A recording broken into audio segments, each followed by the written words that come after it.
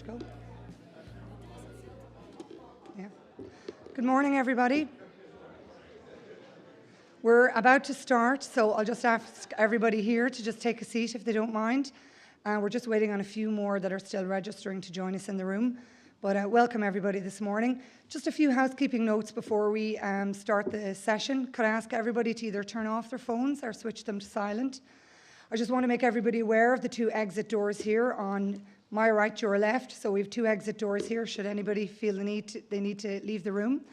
Also, I want to make everybody aware that we will be recording all sessions, so we have videos taking place during the session here today, and for each of the breakout sessions we will be recording those for posterity purposes in the future, and again they will be made available to anybody that wants them thereafter, but just that everybody is aware. It will predominantly be of the stage, so it'll be the back of your heads, but just in case there's anybody that doesn't particularly want to be on the video.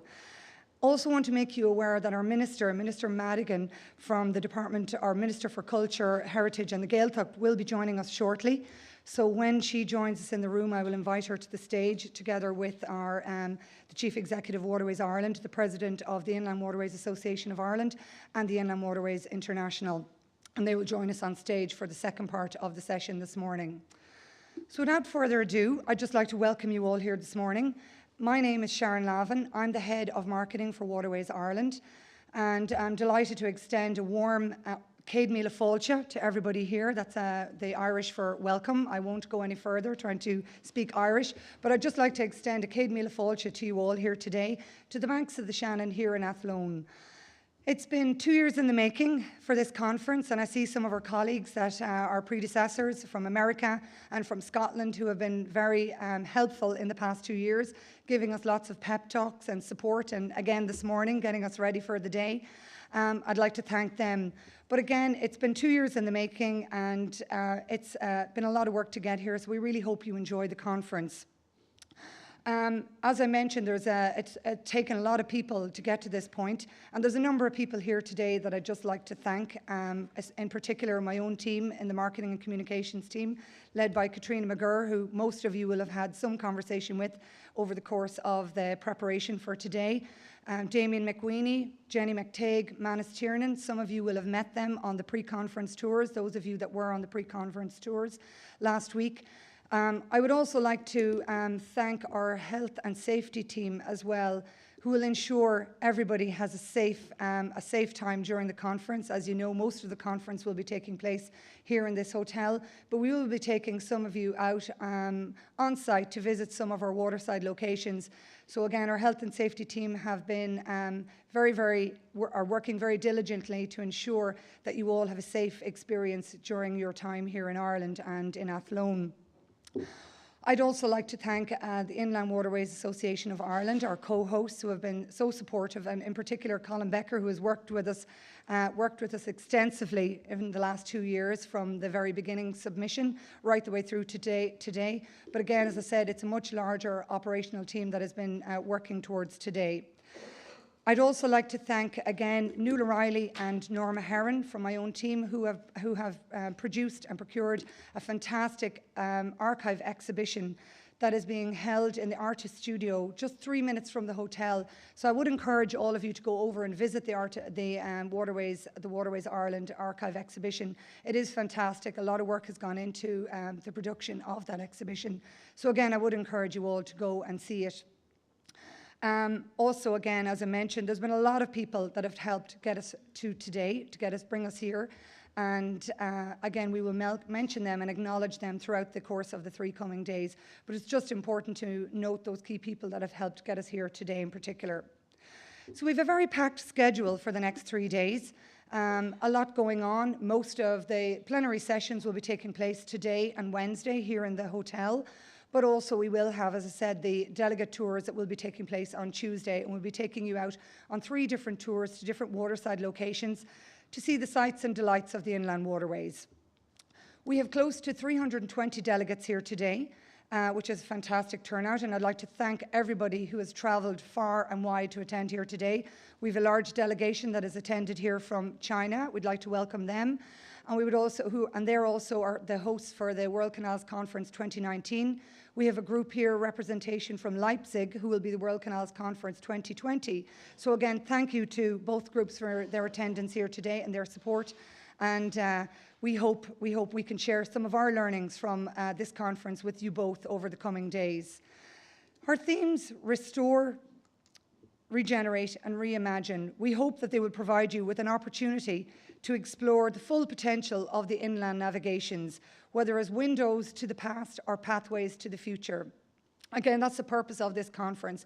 It's for us all to share our ideas, our concepts, our learnings throughout the ages on what has happened in the past, the culture, the heritage, and the innovative ideas. So again, the purpose of this conference is to ensure that you all get that opportunity to network and meet with other like-minded people who have that shared interest in the waterways and explore the heritage of the waterways, the innovative ideas for the future, and what is happening, the projects that have taken place currently and are ongoing throughout.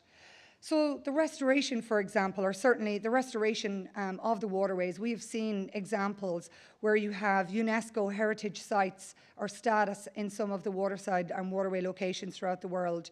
We've also seen a change in usage of our waterways, where we have new audiences exploring the waterways, new ways to explore the waterways, and then in turn creating new waterway stories.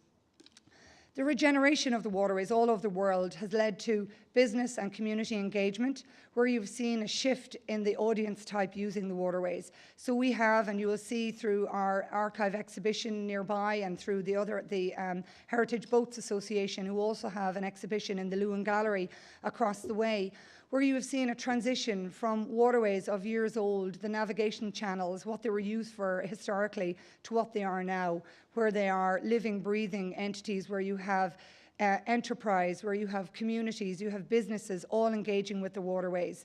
So again, for health, for fun, for any number of different reasons, and again, the jobs that they have actually created for the communities and the businesses all along the waterways. And again, we have over 50 speakers here today that will be sharing their ideas, their concepts with you, talking about what has happened in the individual countries. And we have some of our own speakers here from the Inland Waterways, from Waterways Ireland, that will also speak to you about some of our projects that we have and the successes and learnings we have from those. The reimagination then of the canals, they also give you an opportunity. Sorry, have I flipped through some of those? The reimagination then of the canals have allowed the transition from old to new.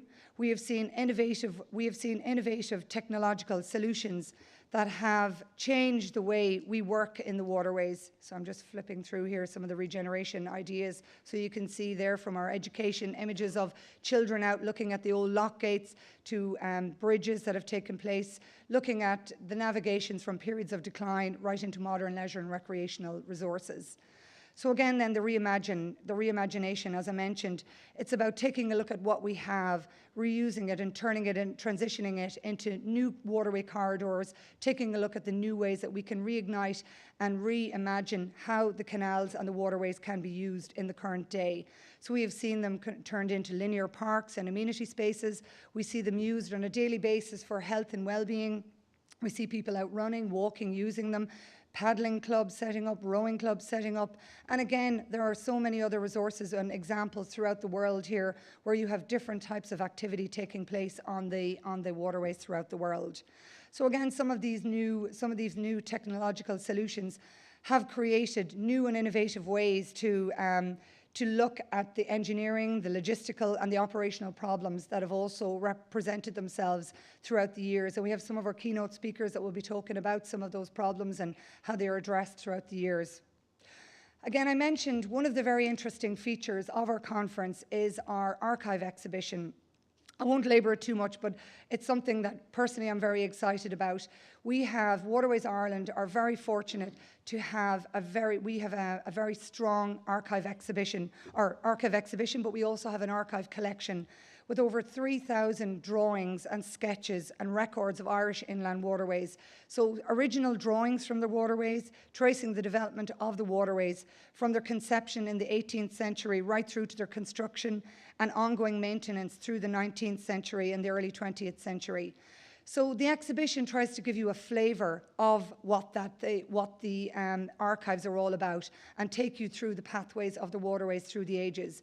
So the title, Reflections, the Lasting Legacy of the Waterways, it will actually take you through the people of the waterways. So the navies, the navigators that would have built the waterways of old.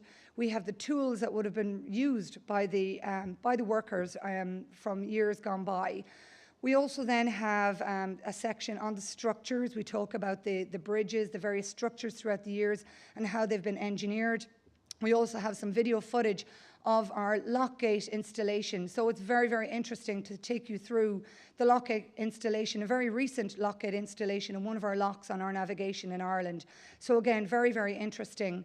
The people in particular, we have been conducting a lot of work on gathering oral history recordings on the people that have worked along the waterways. So those that have worked, the lock keepers, again, through the ages, we have seen a transition through the ages where you have grandparents and great-grandparents that have handed down that profession to their children and their sons and daughters who are still there managing the locks throughout the navigation. So again, we have the stories that have been told by them, and we have that all available in our archive exhibition.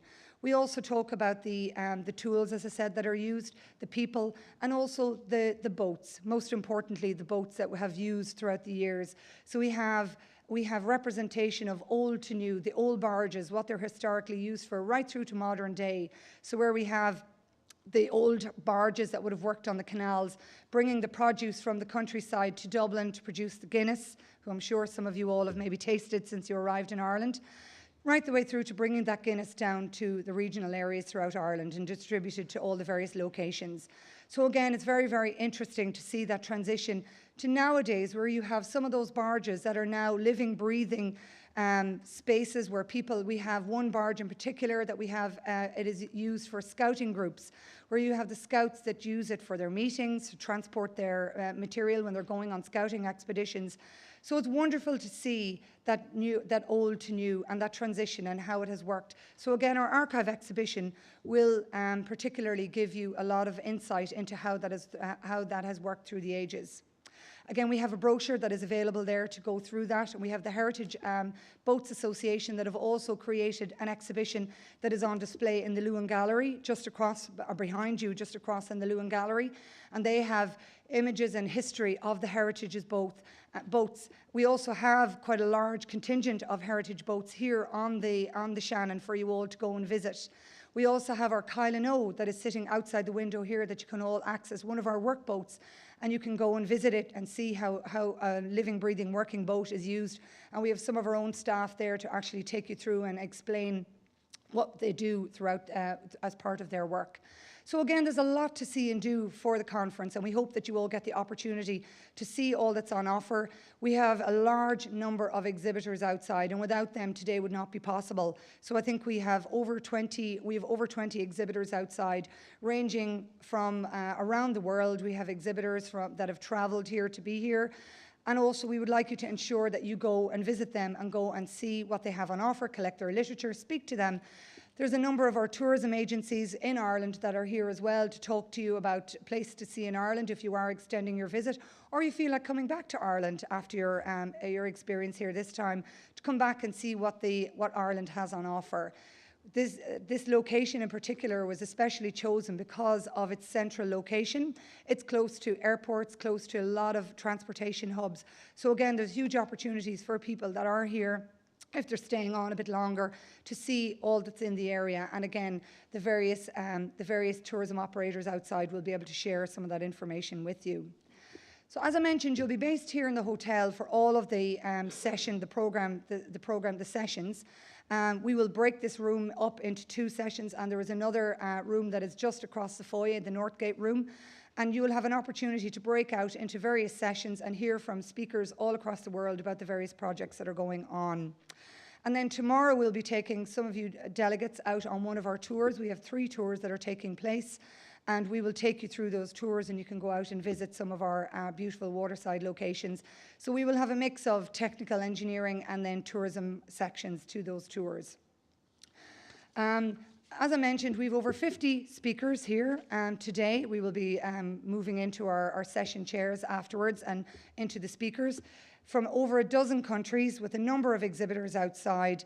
So we really hope that you leave this conference after 3 days packed full of information, resources, the opportunity to network with the people that are here, and have lots of ideas and inspiration and new contacts made and new friends made. So we have many opportunities for you all to network. We have a good social program. We have nice lunches here that will allow everybody to meet and mingle and talk to each other.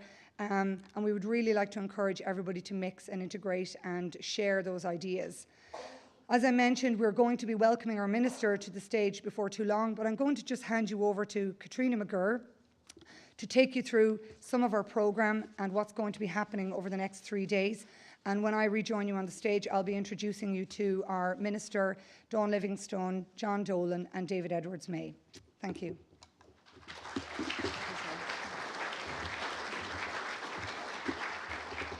Good morning, everybody. You've no idea what a relief it is to see that you actually all came. It's an opportunity now to present our programme over the next 3 days. I'm going to keep it brief. Sharon highlighted the fact that we have 50 speakers from 3 continents, and we're reflecting that in our keynote speakers this morning. Catherine Sheridan from the United States, Mr. Zhu from China, and Mike Palmer from the UK, who are going to be elucidating us in our morning session this morning. But that's the first of another 5 sessions that will run across the 2 days, Monday and Wednesday, 2 sessions running today and 3 on Wednesday.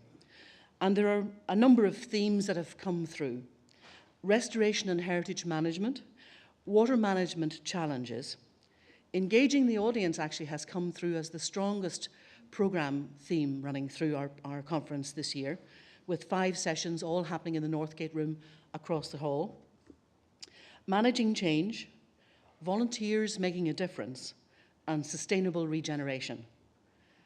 Each of you will have received, if you gave us an email address, a daily update by email this morning, and you'll get one of those each morning, but this morning's one has highlighted a small programme change. Session 3, track 1, the title is Managing Change. When we changed speakers around, the title didn't get moved. And then session 5, track 1, the title will change to Water Management Challenges. So if you were looking to go to either of those sessions, please note that those are maybe orientated slightly differently than the title would have previously alerted you to. The other programme elements are happening very close to the hotel, and one of the advantages of having it in a town such as Athlone, where there are 25,000 people living. Our archive exhibition, literally 3 minutes away outside the front door of the hotel. But even if you go to the window at the back of the room, just below us you'll see Gaeltacht, one of our workboats, and our operations team have been giving it a little spruce up so that you can all go and see it. And you can access it from the hotel terrace. There's a set of steps going down onto the jetty, and it'll be open each day from 10 till 4. And the gentleman working on it will be delighted to see you and talk to you through all the different things that they do with the boat.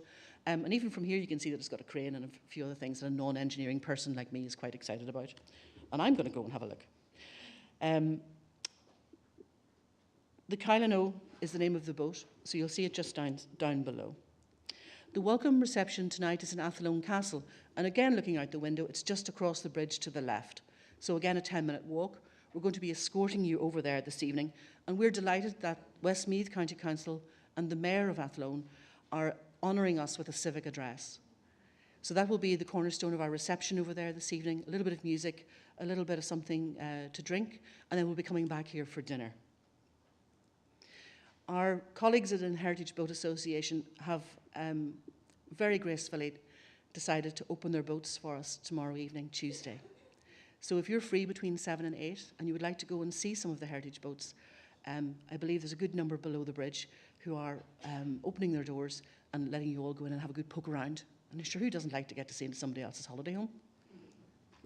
And the Sheraton Hotel, 5 minutes away in just this direction, will be the hosts for our closing dinner. And for all of you who are staying in the Sheraton, a very short stumble home afterwards while the rest of us have to make our way back here, to make up for the fact that you've had to make your way here each day. I want to talk a little bit in depth about the technical tours because we're all leaving tomorrow morning quite early. On your badge, which you have here, you have a little sticker saying what tour you've been allocated to based on the choice you made a little while ago. There would be a limited availability to change your tour if you really wanted to.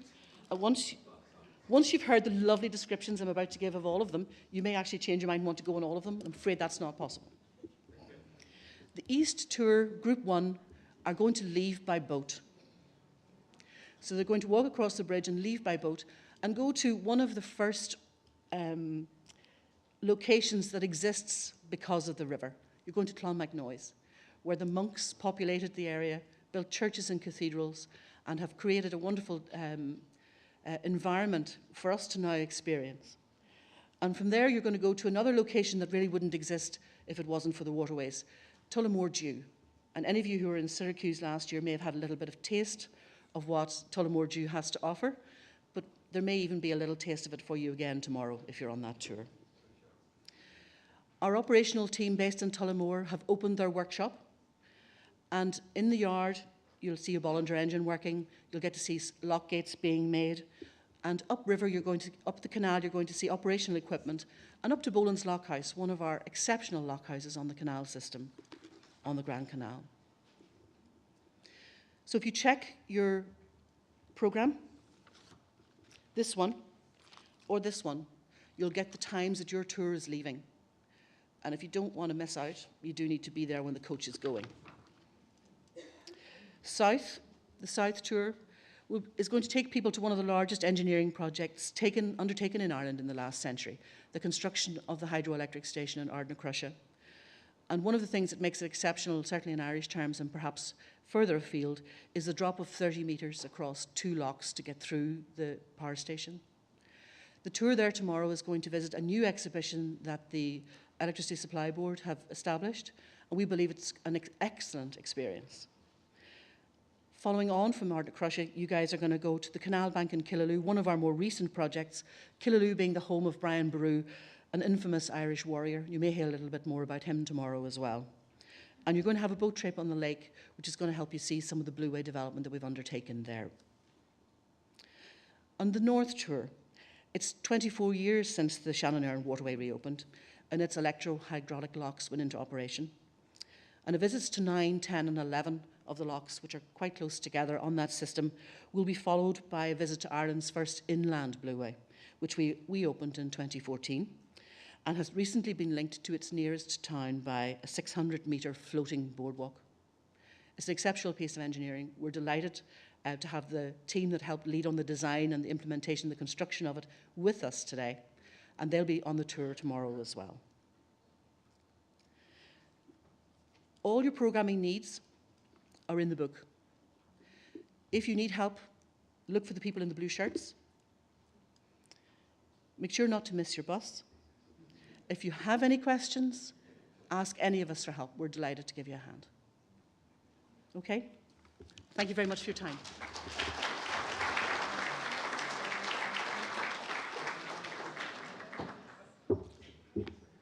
Now, without further ado, I will invite our distinguished guests here to join us today. So can I invite Dawn Livingstone, Chief Executive for Waterways Ireland, to the stage. John Dolan, President of Inland Waterways Ireland. We have David Edwards-May, the President of the Inland Waterways International. And our Minister Madigan, thank you very much for joining us today. Minister for Culture, Heritage and the Gaeltacht. Thank you very much for joining us here today, and we look forward to letting you open our World Canals Conference 2018. If you'd like to join us here on the stage.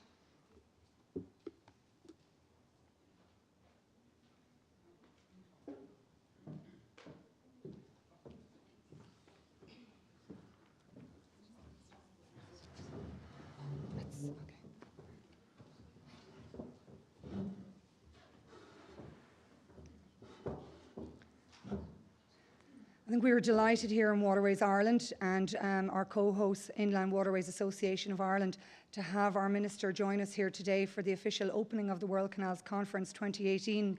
It really highlights the importance of the canals and the importance that they are in our Irish culture and to those that are here today. So without further ado, I'd like to invite Dawn Livingstone, the Chief Executive for Waterways Ireland, to say a few words.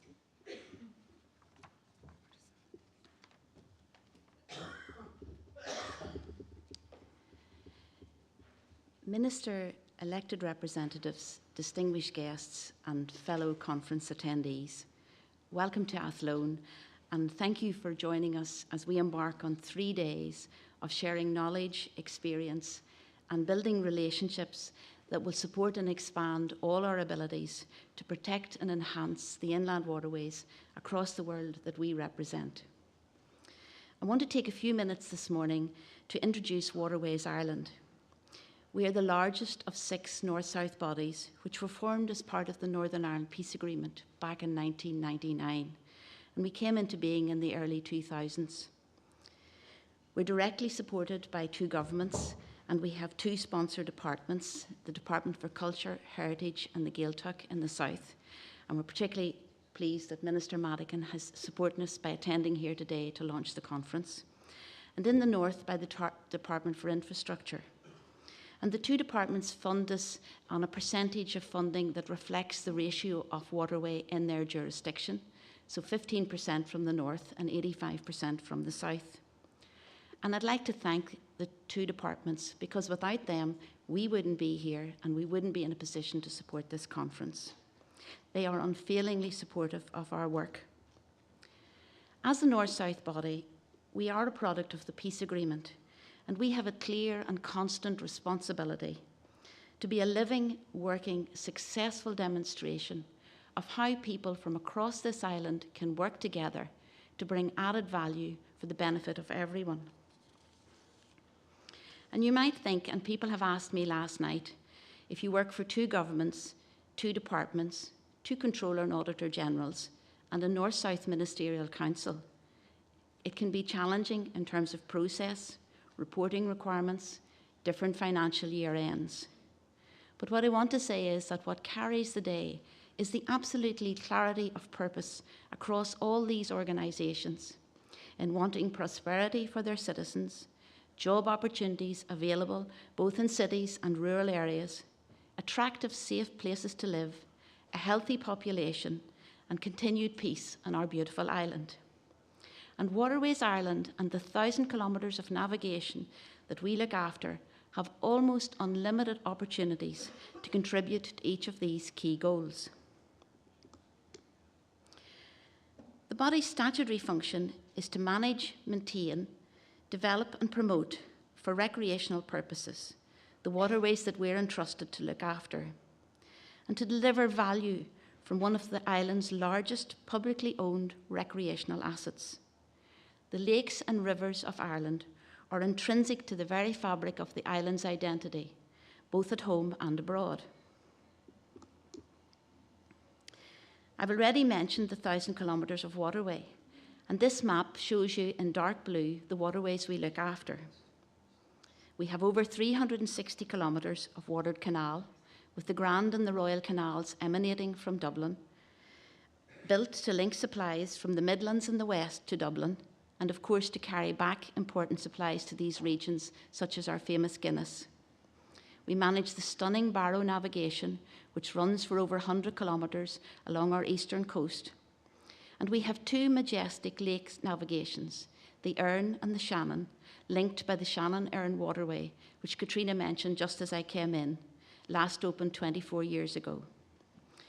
And while this slide shows you where they are, it can give you no scale of the opportunity that these lake systems offer to boat and operate. And of course, up on the north coast, we have the lower band navigation. When Waterways Ireland was formed, there were just over 3,000 registered boats. Today, there are over 14,500. And there's been a transformation in that time in the quality of services and facilities along our major navigations to support this increase. But each of our waterways are different. The challenges and opportunities on the canal network are quite different to those on the lake systems. The canal network only has a population of just over 500 registered boats, and it costs twice what the other navigations cost to run as we manage these 200-year-old antiques. With the constraints on public expenditure, as a waterway authority, we rightly take our place along the many demands on government funding, such as healthcare, policing, and people having homes to live in.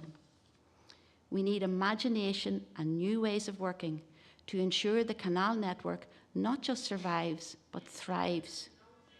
The canals are linear public parkways and have never been more important to the communities who live alongside them. They must be secure corridors for wildlife and protect the unique built and natural heritage that runs alongside them. They are important open spaces for everyone who lives beside them, connecting us to the natural world in lives that are increasingly busy and dominated by technology.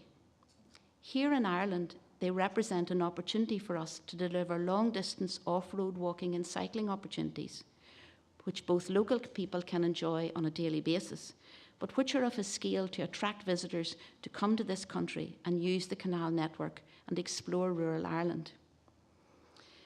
In Waterways Ireland, we need to balance the demands and desires to open more historic waterways with the ability to manage and run existing canals. And we need to ensure we find ways to sustain and grow active boat use on them, but also manage what is an unlimited demand to only use the canals in urban areas as for residential houseboats. My next slide shows one of our lake systems, and we have two, the Shannon and the Erne, and they're at a different point in their development and have different opportunities. We have 6,000 boats on the Erne navigation and over 8,000 on the Shannon. And these waterways are the lifeblood of the small communities and towns that sit on their shores. This photo is of the annual Lough Derg boat rally in Killaloo. Each of these lake navigations has successful charter boat businesses who are very important, not just for the mainly overseas visitors they bring to Ireland every year, but they also are the entry point for people who start boating. Most people who buy a boat will charter for a week, they'll repeat that for a number of years, and then they'll eventually purchase.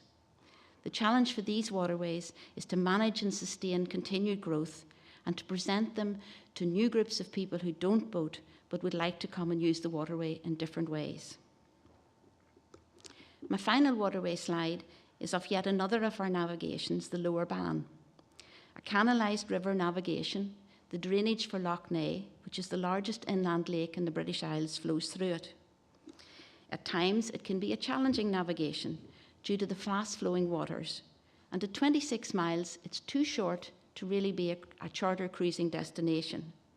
But it attracts hundreds of canoeists for these very reasons. It has a thriving sports boat population and is a sought-after fishing river that attracts people from across the world. And it has a heritage that we haven't as yet told the story of, which spans from the evidence of the first man in Ireland at Mount Sandal to how it was used in the Second World War. We have so many opportunities to continue to develop greater use. Our goal is twofold. We want to sustain world-class waterway corridors, but we also want to increase use of them.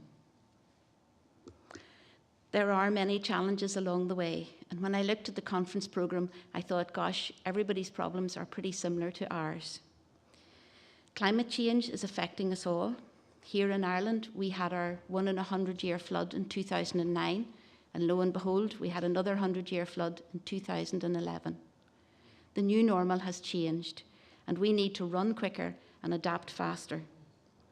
Invasive species have transformed the management of our waterways in little over a decade.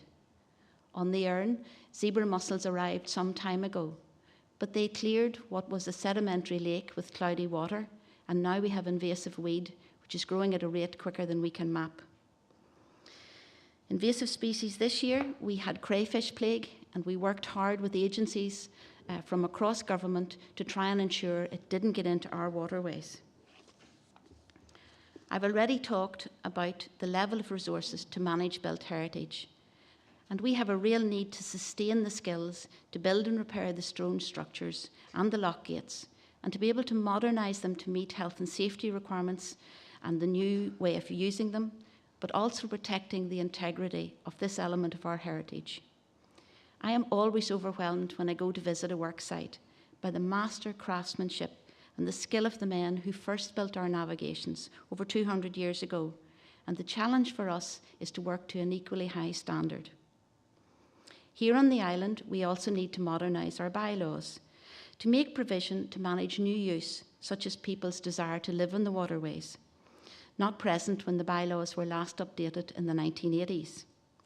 And while enforcement is part of any navigation authority's duty, it is a last resort as a recreational authority, where we seek to manage through dialogue, gentle persuasion and education. Despite a very buoyant contract for testing rain that extends over the whole island, we do, as part of our work, it's important that we secure water supplies and maintain the quality of water in our waterways. For example, we're working very closely with Dublin City Council and Irish Water to ensure that we have clean water in Grand Canal Dock, a 14-acre dock in the centre of Dublin, which we hope to develop as a water quarter within the city of Dublin and a destination, a go-to point to start your journey along the canals to explore rural Ireland, and a destination for international water sports, but it's dependent on having reliable, clean water. We must address these and many other issues creatively, always ready to challenge ourselves. Are we delivering best value? Is this the best use of the resources? And can we harness the very deep and genuine desire people have to engage and volunteer on their waterways? The goal is not just beautifully restored operational waterways, but waterways teeming with life, sustaining everyone who comes into contact with them. As I said, we manage 1,000 kilometres of navigation, and when we're being very truthful with ourselves, the only part of that which is truly busy is the road crossings on the towpath in Dublin during rush hour. So our goal is to increase use by 5% annually. These slides show some of the programmes that we're moving to develop. We're moving away from common triad sessions or supporting small festivals, which has no detriment in itself, but what we're trying to create is programmes where we offer people the opportunity to take up and learn a new water sport.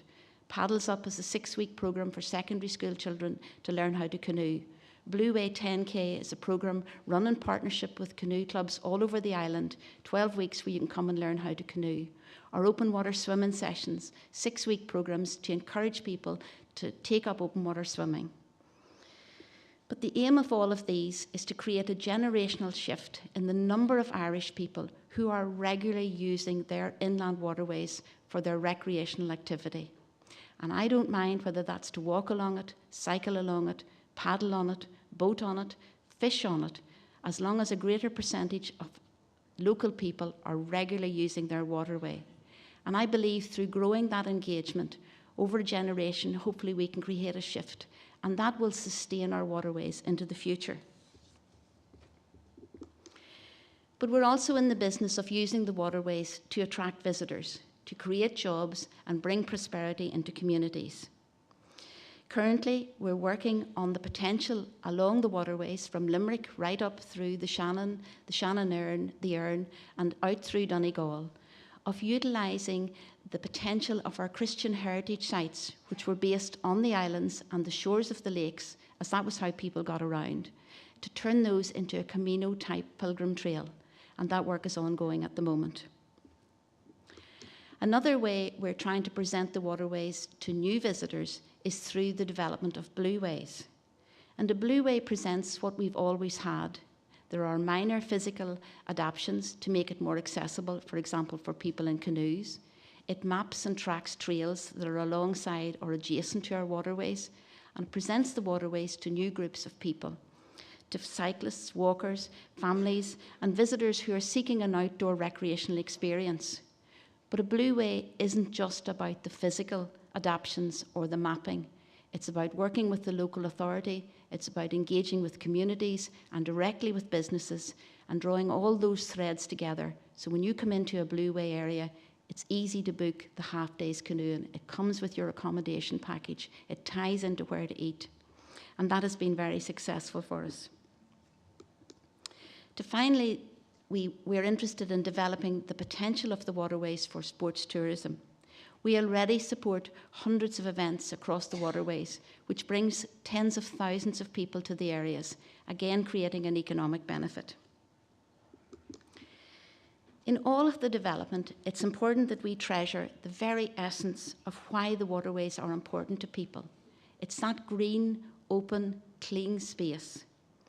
And Waterways Ireland's Heritage Plan helps us to focus effort and harness the power of local communities and the many other agencies and authorities with an interest. I'm delighted that you will have an opportunity to learn more about the work of our Heritage Plan during the conference.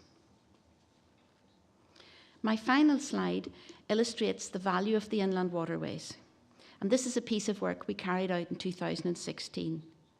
And for the annual government investment of 24 million, each year the waterways return 384 million. That's a return of €16 for every one invested. I want to close with thanks to everyone who's helped us get this conference together. We're so delighted to be here in Athlone, and we've had tremendous support from the local authority, the local chamber, and particularly the IWAI and all of the volunteers. And I'd particularly like to thank Minister Madigan for being so gracious in her busy schedule to come and open the conference. Thank you.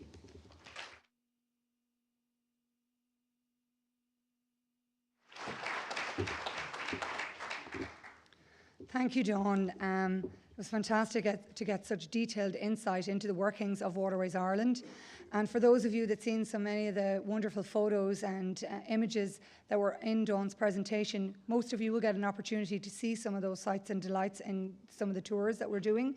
But also I'd like to say that we have quite a variety of staff from Waterways Ireland here. So should any of you want to talk with any of our staff in more detail about any of the projects that Dawn mentioned in her speech, please feel free to speak to any of us in our blue t-shirts. We will point out the right person. So we have engineers, we have heritage, we have our environmental, marketing, and our technical people here over the next few days. So please feel free to speak to anyone of the team about anything in particular that you'd like to talk about. I'd now like to invite John Dolan, President of the Inland Waterways Association of Ireland, to speak. The Inland Waterways Association of Ireland have been our co-hosts and have helped us reach this point here this week. And it's been fantastic working together with the team. And I'd just like to invite John to the stage.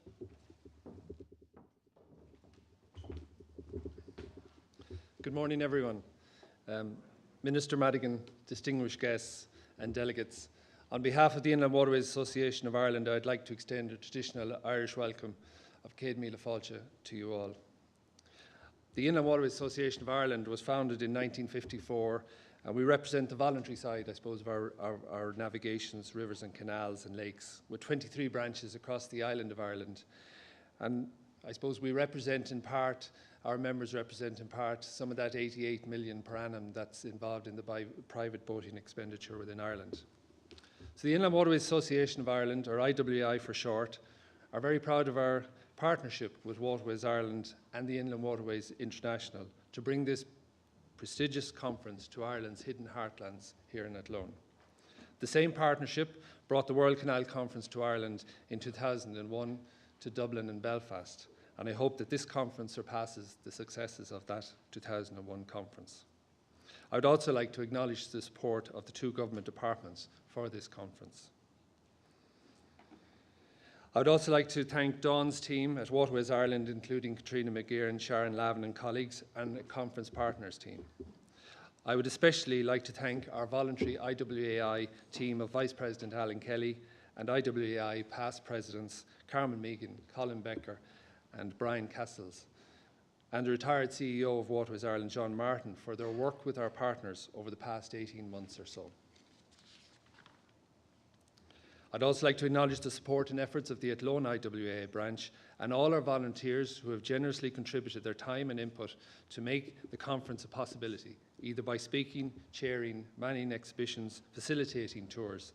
I know from talking to them that they are all looking forward to sharing their endeavours with you all. I'd also like to acknowledge members of IWI both locally and from further afield and the Heritage Boat Association who have attended and brought their boats to Athlone and have provided the colourful spectacle for the background setting for this conference.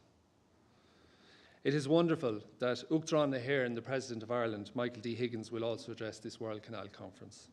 The President drove the revitalisation of the canal network, including the redevelopment of the Royal Canal, as part of his responsibilities for the Inland Waterways portfolio as Minister in the 1990s, recognising their potential to attract visitors to explore their corridors, visit their many attractions in towns and villages along the way, and in the process creating jobs, securing businesses and bringing prosperity to rural Ireland and their communities. The past few days has seen Athlone at its best, with the first ever Athlone Shannon Festival, which focused on the town's connection with the River Shannon, as well as highlighting the local food producers. Our local IWI branch's motor cruiser flotilla put on a great sail pass on Saturday, as did barge 45M. And so to the RNLI and the many organisations involved in this, I would say well done to you all. Could I quickly ask for a show of hands? How many of you have attended previous World Canal conferences? Okay. So either as conference veterans, so to speak, or as relatively newbies, each of us have a role to play this week. We are either an expert on canals or aspects of canals, or we have a desire to learn from the experts. Either way, we all have a canal story to share or want to hear other stories and experiences, and that is why we are here. Just imagine, some of your stories, when presented, may well be taken on board fully by another organisation or group and reinvented on their waterway. Others may be changed slightly, improved upon, or even spun 180 degrees or more to suit a local application. Someone could even pick up on a phrase that triggers an idea from a presentation that takes it in a totally different direction and will be back here in a few years' time presenting a new story at a future World Canal Conference. The possibilities are endless due to us having come together in one place, professionals, academics, experts, enthusiasts from all around the world, ready to engage, ready to learn, exchange our canal stories, experiences. And so well done to you all for coming here to share your expertise and your experiences. We meet under the theme Restore, Regenerate, Reimagine. When first suggested by our Vice President Alan Kelly, I said yes, 3 words that says it all. In school we were always taught the 3 basic skills, the 3 R's, reading, writing and arithmetic. Now we have the 3 R's for canals, restore, regenerate, reimagine. It's all about paying attention to the basics and getting the right approach. Throughout the world, the vision and hard work of our forefathers building these great navigations now allow us the opportunity to live their dreams. We cannot in reality afford to build most of these navigations today. It is therefore critical that we protect their future use through the 3 R's. That we use the restore, regenerate, reimagine theme to sustain our inland waterways resources in imaginative ways for all users. It is also important to note that not lose sight of the opportunities that they present as wet linear parklands, but also that they are in fact navigable waterways and that perspective must be a priority in their future development, enabling them to remain an integral part of our country's onward journeys. I wish you all a very enjoyable conference. Thank you.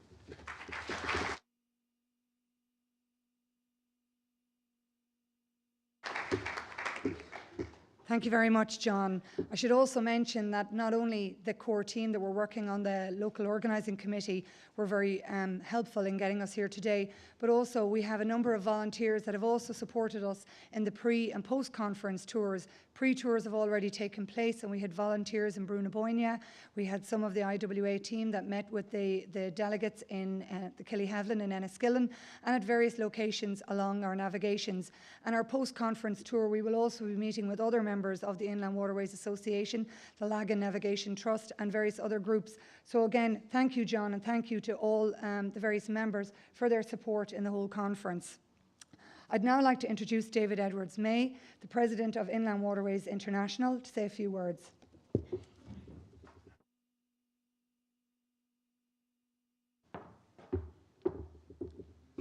Hello everybody, Minister. Thank you for kindly joining us for opening this World Canals Conference. I'd just like to add, being very brief, welcoming you all, to add a couple of words that come to mind to complete your 3 hours. The first is inspiration. I think this event is already inspiring us by its very existence, by its location, by all the effort that you have put, Waterways Ireland and Inland Waterways Association of Ireland, into assembling the whole program. So inspiration also makes me think of the initial inspiration many of us had 40, 50 years ago, reading, for example, Green and Silver by Tom Rold, after cruising through these canals in 1947 in very difficult conditions. But he really, reading that book 50 years ago, it really gave you the bug, if you'll pardon the expression. And I'm sure many of my friends here will understand that. So I think there's very little to add. Sharon, your introduction to the whole philosophy, to the whole show, to the whole event is also inspirational. It really makes us want to get out into this program as quickly as possible without further ado. Looking forward, of course, intensely to the tours tomorrow. And of course, we all want to do all three. And the other word that comes to mind, it's a genuine personal feeling, and I'm sure many of you will associate with that. It's togetherness, the value of togetherness. And togetherness in many different ways. It implies togetherness among a community across the whole world, with objectives that, of course, are very different in the details from one place to another, but are essentially the same, which is people to the water, people enjoying this unique asset that we have, however it actually looks, however it actually fits into the landscape in any location. There are common objectives, common ideas. And in some places, like France, where I live, there is quite a long way still to go to encourage people to really appropriate the waterway and take advantage of it. So although you represent, and it's the case in the UK also, in the Netherlands, where there is in Sweden also, where there is a genuine culture of enjoying the water, there are other places in the world where culturally it hasn't yet kicked in. And so this is part of our work also. You mentioned our work, John, the tasks we have.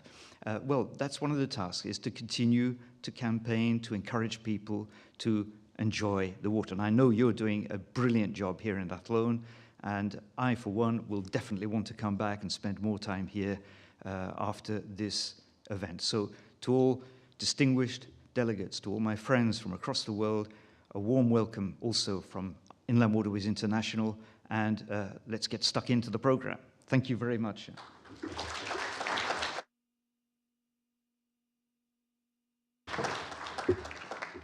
Thank you, David. There was method in our madness in having 3 tours on the one day. It's there to whet the appetite of everybody that is here and encourage everybody to come back.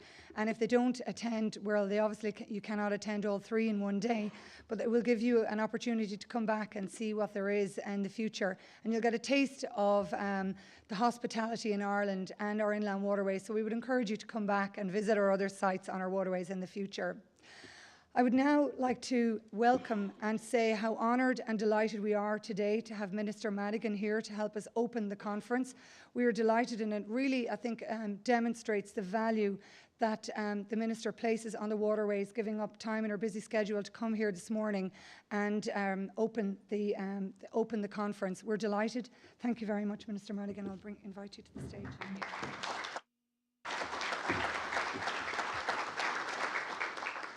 Thank you, Sharon, for your kind words and your excellent emceeing this morning. I'd also like to thank Dawn and John and David, indeed, for your interesting contributions. I learn something every time I come to a conference like this, and I appreciate it. So thank you very much. It's a real honour to be here this morning as Minister for Culture, Heritage and the Gaeltacht.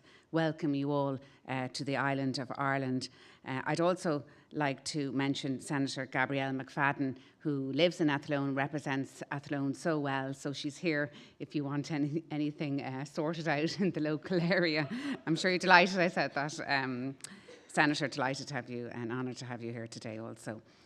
Since its inception in 1988, the World Canals Conference has grown significantly and now welcomes waterway management agencies, engineers and professionals, users and enthusiasts from Asia, Africa, Europe and North America.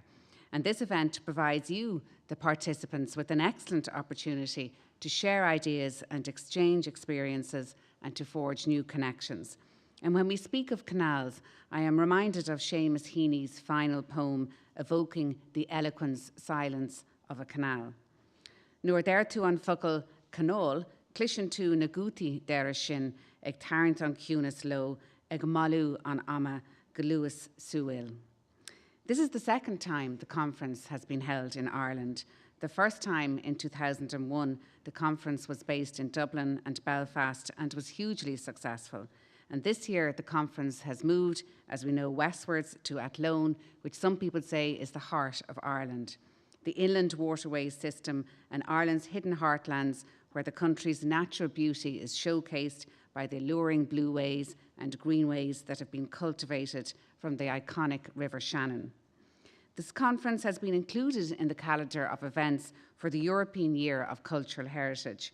And the aim of these events in Ireland is to deepen the connection between people and heritage. And I have no doubt the demonstrations, lectures, tours, and social activities over the next few days will facilitate this objective greatly. And I would encourage you all to visit Waterways Ireland archive exhibition, which, as John pointed out earlier, is called Reflections, the Lasting Legacy of the Waterways, which is indeed an integral part of this year's conference. Over the next 3 days, seminar sessions will follow the themes Restore, Regenerate, Revitalise. These 3 words which could be clearly associated with the inland waterways of Ireland. The navigable rivers and lakes of this island were once witness to Viking, waterborne battles, Norman invaders building castles, and religious monks proselytizing. There are 4 built navigations: the Grand and Royal Canals, the Barrow Navigation, and Shannon-Erne Waterway, which were originally constructed for profit-making purposes.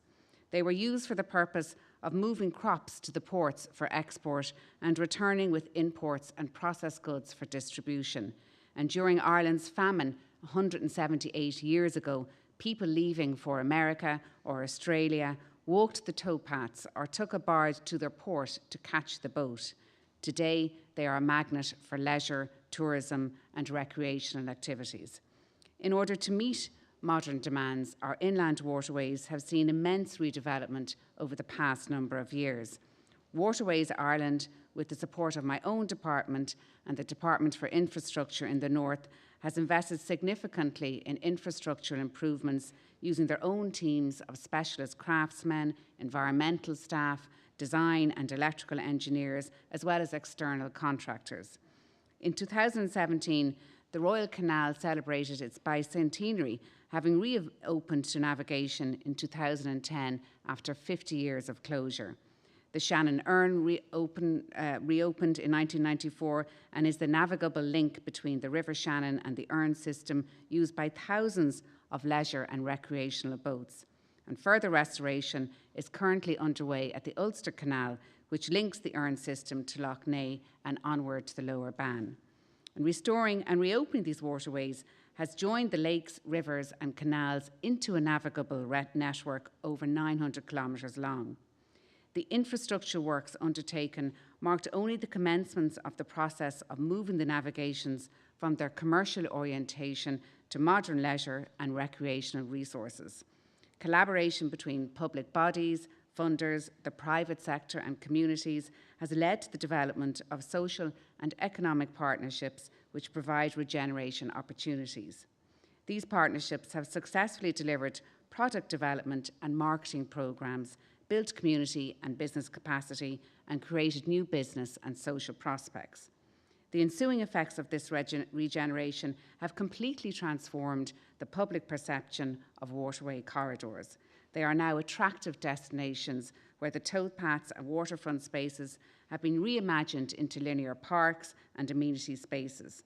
And while walking was always the most popular activity, the growing trends in cycling, stand-up paddleboarding, which Dawn so eloquently put up on the slides, off-road running, triathlon and adventure races have seen an incredible uptake in the use of waterway corridors by groups, clubs, families and individuals.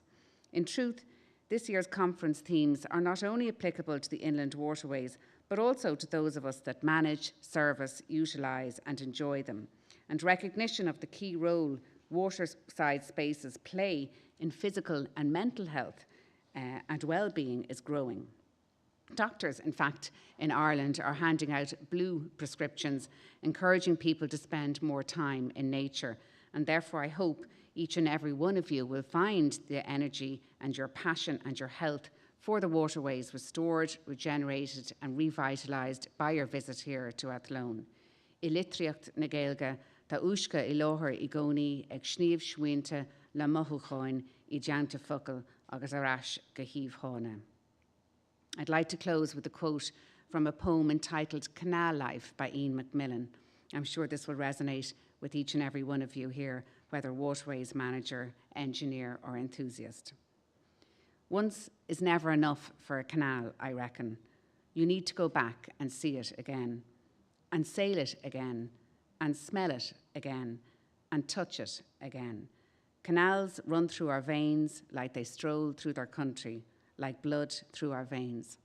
The canal tells you stories, the canal sings you songs. They hang in that space between memory and water. Gurmíad Magraibh.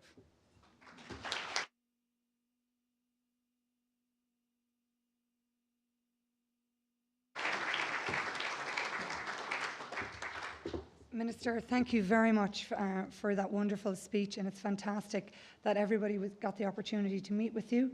And I have just a small birdie that I'd like Dawn and John to present to the Minister. It's a framed birdie for the World Canals Conference. So thank you very much. Thank you. Thank you. Thank you very much.